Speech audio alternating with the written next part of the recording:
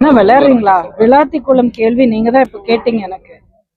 பாக்ஸோ cases அவங்களுடைய official எண்ணிக்கை, அவங்களுடைய மினிஸ்ட்ரியோட எண்ணிக்கை வந்து பாக்ஸோ கேஸ் மட்டும் 6999 பாக்ஸோ கேஸ். அது வந்து ரெஜிஸ்டர் ஆகப்பட்ட கேசஸ் மட்டும்தான்.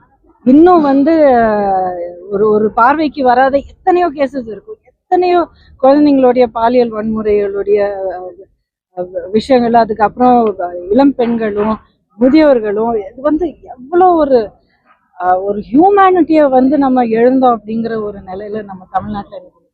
இதுக்கு முழு காரணம் வந்து ஸ்டாலின் அவர்களின் ஆட்சியில, திமுக ஆட்சியில தமிழ்நாட்டு முழுவதும் ஒவ்வொரு குக்கிராமத்திலையும் சரி கஞ்சா புழக்கம். கஞ்சா மட்டும் இல்லை, இன்னும் இந்த போதைப் பொருட்கள், ஒரு சிந்தட்டிக் ட்ரக்ஸ் அப்படின்னு சொல்லுவாங்க. இந்த ட்ரக்ஸை சாப்பிட்டா அந்த சாப்பிட்டவங்கள மேல இருக்கிற ஒரு ஒரு எஃபெக்ட் எப்படி இருக்கும் அப்படிங்கிறது வார்த்தையால சொல்ல முடியாதுன்னு சொல்லுவாங்க. ஆனா அவங்க செயலால செஞ்சு காட்டுறாங்க.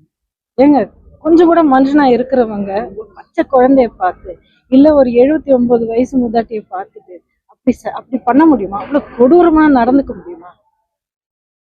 ஸ்டாலின் அவர்களுடைய ஆட்சியோட மிகப்பெரிய பெருமை வந்து இப்படி இந்த போதைப் பொருட்களால, இந்த இந்த போதைப் பொருட்களுடைய பரவலான ஒரு ஒரு விற்பனையால இந்த தலைமுறையும் அடுத்த 2 தலைமுறையும் இளைஞர்களை வந்து அவர் வந்து நாசமாகிட்டார், அழிச்சிட்டார் அப்படிங்கிறத